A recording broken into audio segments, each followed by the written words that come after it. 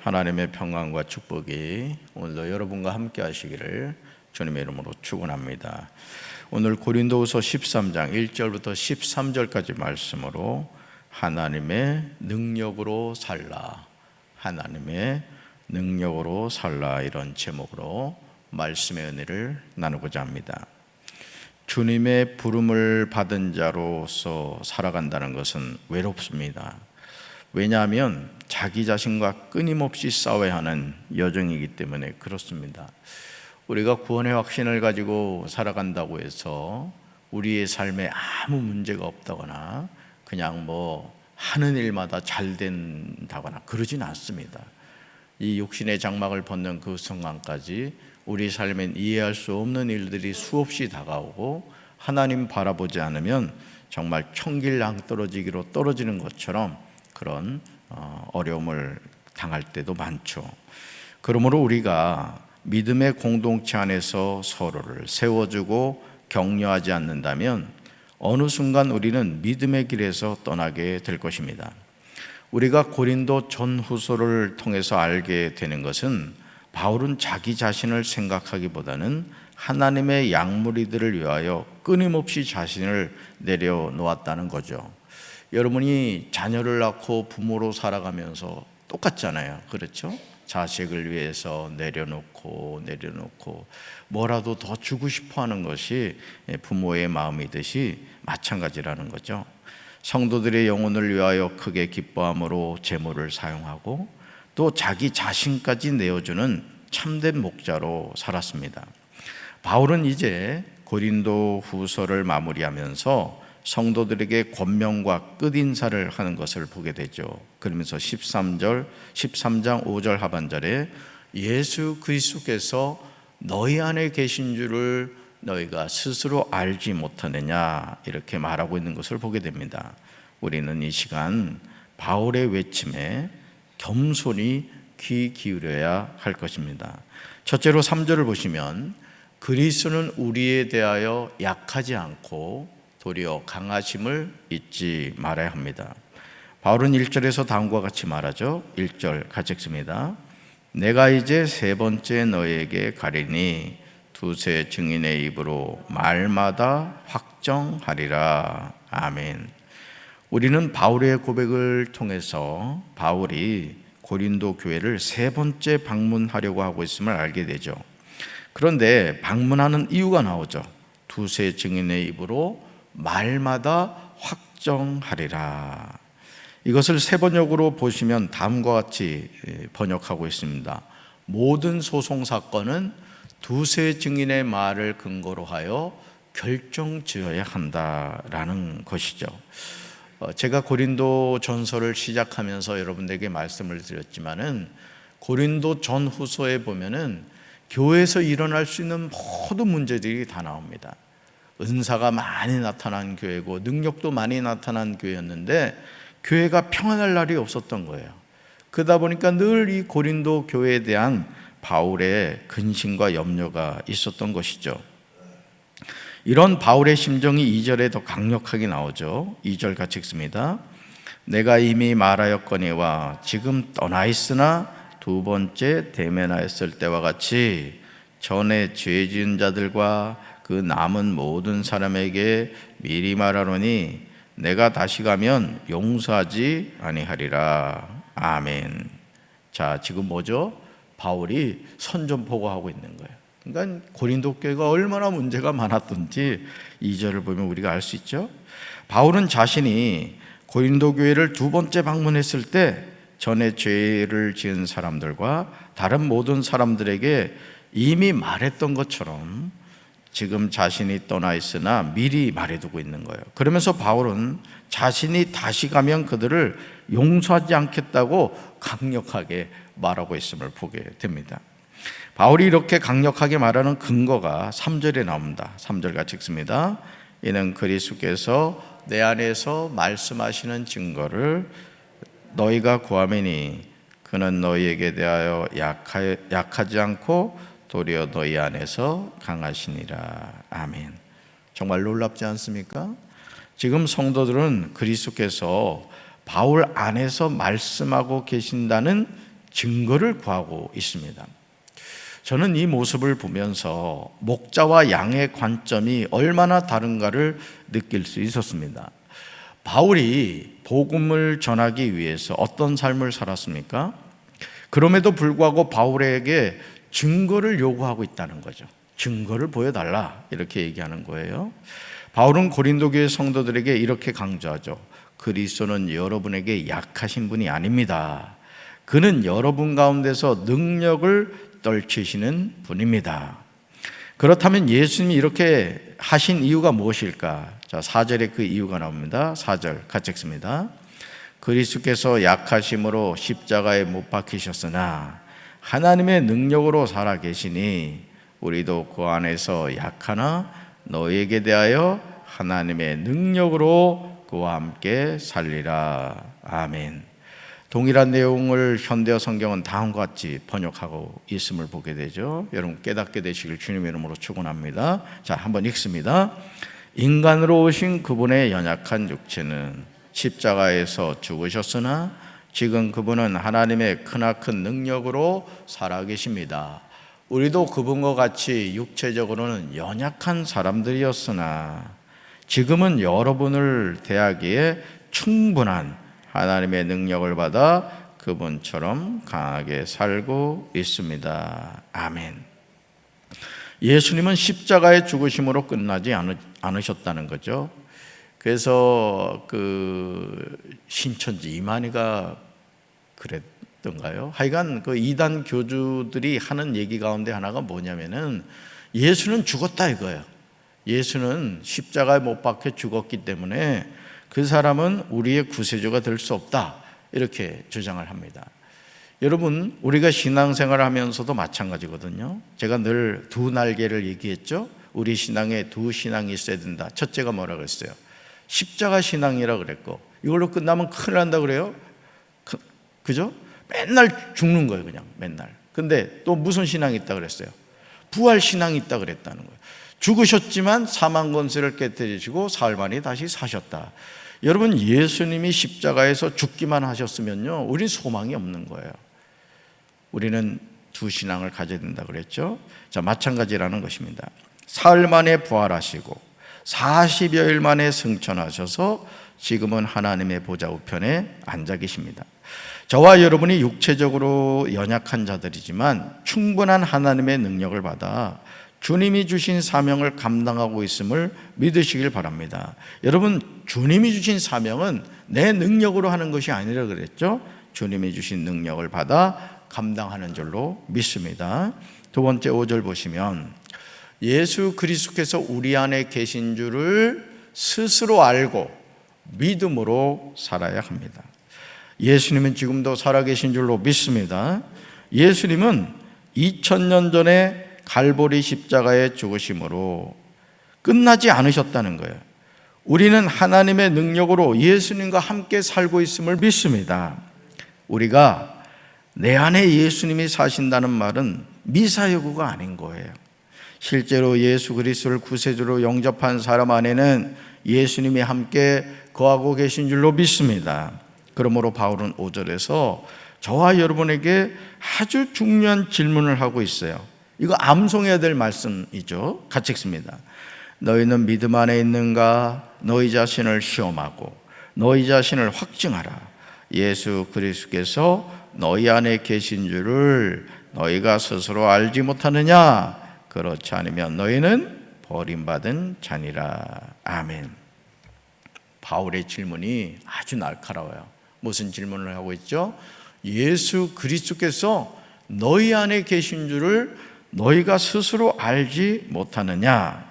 자, 심지어 바울은 이렇게 강조하고 있죠. 너희는 믿음 안에 있는가? 너희 자신을 시험하고 너희 자신을 뭐하라? 확증하라는 거예요.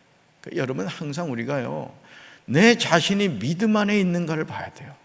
그러니까 저 자신도요 이게 믿음 안에 있지 않을 때는요 제 자신이 너무 막 힘들어요. 사실은 막 하나님의 일을 하면서도요 믿음 안에 있지 않으면요 큰일 납니다. 사실은 사명을 감당할 수가 없는 거예요.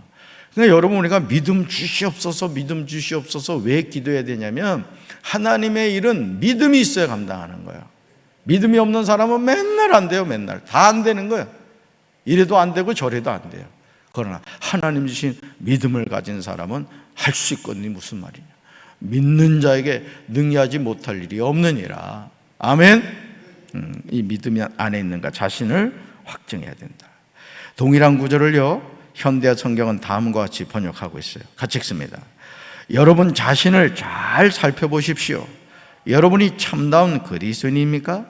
그리스도인이 되는 시험에 합격하셨습니까? 여러분은 그리스도의 임재를 경험하며 여러분 속에 역사하시는 그분의 능력을 더욱더 실감하고 있습니까? 그와 반대로 사실은 그렇지 않으면서도 그리스도인이 된 흉내만 내고 있는 것은 아닙니까? 아멘. 저는요, 바울이 묻고 있는 이 네 가지 질문을 오늘 우리 자신에게 던져야 한다고 믿습니다. 다시 말해서 우리 자신을 잘 살펴봐야 된다는 거야. 첫째, 여러분이 참다운 그리스도인입니까? 여러분 어떠세요? 여러분 리얼 크리스찬이세요? 마치 존 웨슬리 목사님이 말이죠, 종교인의 삶을 살았잖아요. 너무 모범적이에요. 제가 존 웨슬리 목사님 이 관련된 논문을 쓰며 느낀 게 너무 완벽한 거야. 근데 그것이 복음적인 삶이 아니라 종교적인 삶이었던 거예요. 여러분 회심하기 전 웨슬리 삶을 보잖아요. 이건 사람이 아니에요. 아주 얼마나 철저한지. 그런데도 여러분 시몬 소울을 타고 말이죠, 조지아주로 가는 가운데 풍랑 만났을 때 어떻게 돼요? 여러분 우리 인생의 풍랑을 만나면요, 우리가 정말 믿음 안에 있는지 안 있는지를 아주 여실히 보게 됩니다. 그래서 하나님이 가끔 우리 인생에 풍랑을 허락하시는 거예요. 정말 우리가 믿음 안에 있는지. 이런 과일나무도요, 이렇게 흔들어 보면요, 고른 건 다 떨어집니다. 우리 신앙도 마찬가지라는 거죠. 첫째, 여러분이 참다운 그리스도인입니까? 둘째, 그리스도인이 되는 시험에 합격하셨습니까, 여러분? 한번 여러분 스스로 한번 대답해 보세요. 세 번째, 여러분은 그리스도의 임재를 경험하며 여러분 속에 역사하시는 그분의 능력을 더욱 실감하고 있습니까? 여러분 그리스도의 임재를 체험하고 계세요? 넷째, 그와 반대로 사실은 그렇지 않으면서도 그리스도인이 된 흉내만 내고 있는 것은 아닙니까? 이거예요. 이건 가끔 교회에서 연극하다 보면 우리 청년들이나 성도들이 목사님을 찾아가 그럽니다. 목사님 가운 좀 빌려주세요. 왜 그러느냐? 이번에 연극을 해야 되는데 제가 목사님 역할을 맡았어요. 빌려주죠. 여러분 가운 입는다고 목사입니까? 그러니까 여러분 오늘 우리가 목사로서 성도로서 내가 정말 거듭난 그리스도인인지, 내가 구원의 확신이 있는지 이게 분명해야 된다는 거예요. 저는 흉내만 내는 목사, 흉내만 내는 성도가 아니라 정말 거듭나서 지금 당장 죽는다 할지라도 천국에서 눈 뜰 수 있는 우리 사랑하는 성도들 되길 주님의 이름으로 축원합니다. 우리는 이 네 가지 질문에 육신의 장막을 벗기 전에 대답해야 됩니다. 바울은 이 질문에 대답할 수 없다면 너희는 버림받은 자니라 이렇게 말씀하고 있어요. 버림받는 자가 아니라 하나님의 자녀 되시길 주님의 이름으로 축원합니다. 자, 세 번째 8절 보시면 우리는 진리를 거슬러 아무것도 할 수 없고 오직 진리를 위할 뿐입니다. 바울은 6절과 7절에서 아주 중요한 말을 하죠. 같이 읽습니다.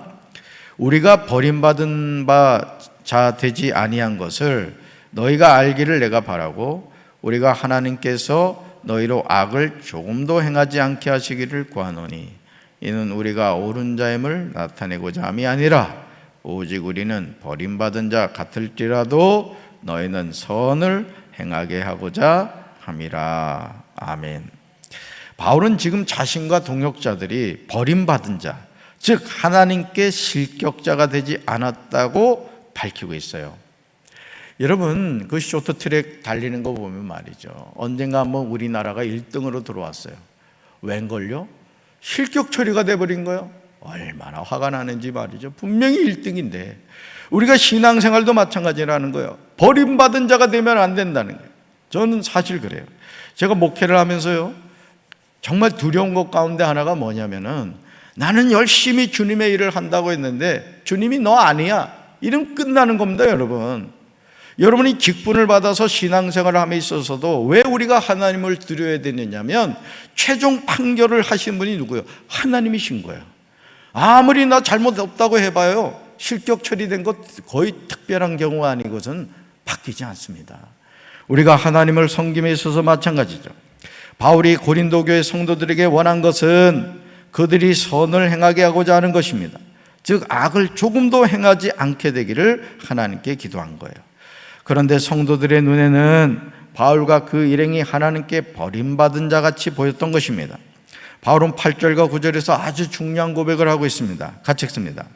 우리는 진리를 거슬러 아무것도 할 수 없고 오직 진리를 위할 뿐이니 우리가 약할 때 너희가 강한 것을 기뻐하고 또 이것을 위하여 구하니 곧 너희가 온전하게 되는 것이라. 아멘.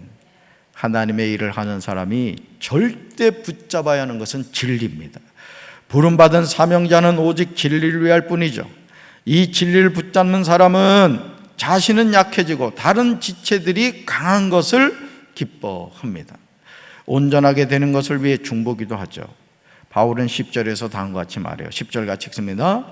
그러므로 내가 떠나 있을 때 이렇게 쓰는 것은 대면할 때에 주께서 너희를 넘어뜨리려 하지 않고 세우려 하여 내게 주신 그 고난을 따라 엄하지 않게 하려 함이라. 아멘. 바울은 하나님이 자신에게 주신 고난이 무엇을 의미하는지 알았습니다. 그래서 그 고난은 성도들을 넘어뜨리라고 주신 것이 아니라 세우라고 주신 것을 이야기해요.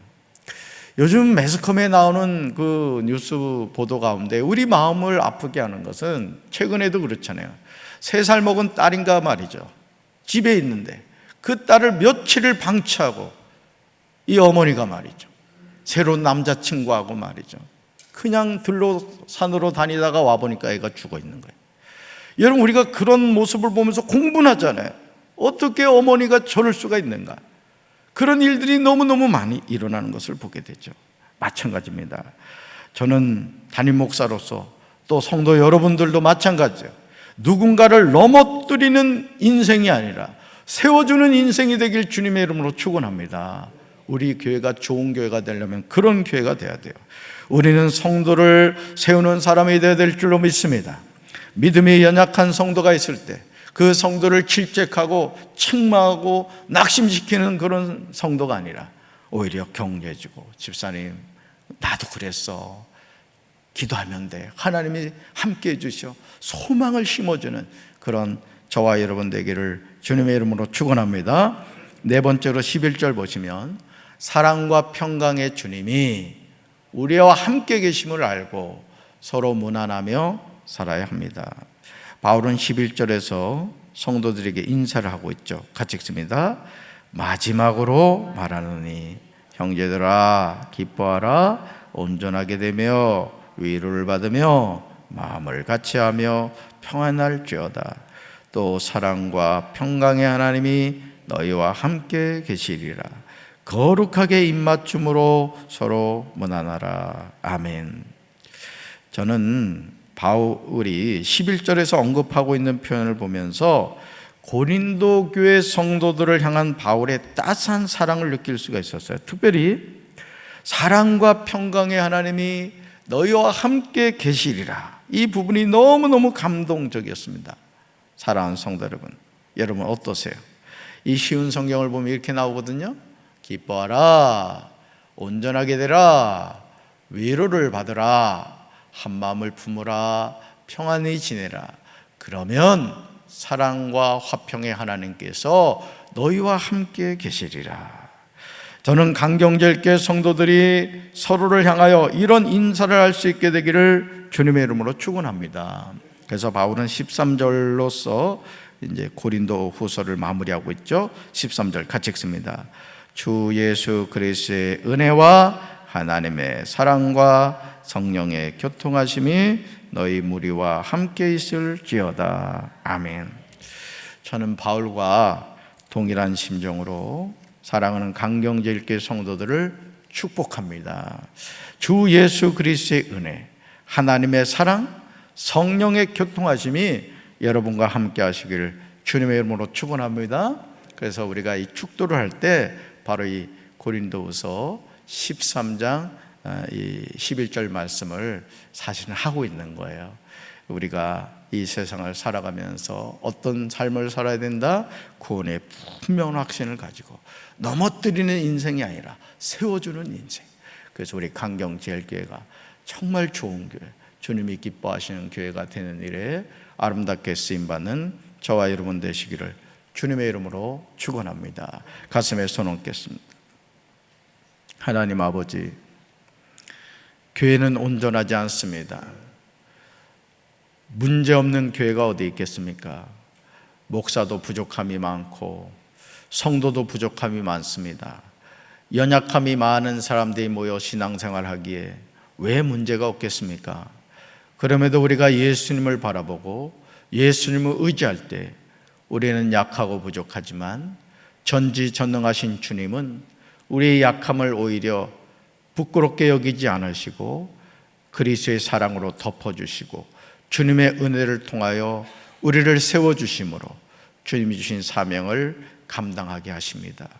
주여, 우리 강경제일교회가 고린도 교회처럼 왜 문제가 없겠습니까? 그럼에도 우리가 주님을 바라보고 주님을 의지할 때 주께서 우리 강경제일교회를 아름답게 세워가시고 부흥케 하여 주실 줄로 믿습니다. 하나님이 이 교회의 주인 되심을 기억하며 우리가 자신에게 주어진 직분이 무엇이고 주님이 주신 사명이 무엇인가를 기억하며 겸손히 이 사명을 잘 감당할 수 있도록 주여 도와주시옵소서. 그래서 서로를 격려하고 세워주며 구원의 분명한 확신을 가지고 믿음의 선한 싸움 끝까지 승리하며 살아가는 우리 사랑하는 성도들 되게 도와주시옵소서. 오늘도 이 하루 믿음 안에서 살아가게 도와주시고 세상과 동행하는 삶이 아니라 하나님과 동행하는 믿음의 백성들 되게 도와주시옵소서. 예수님의 이름으로 간절히 축복하며 기도합니다. 아멘.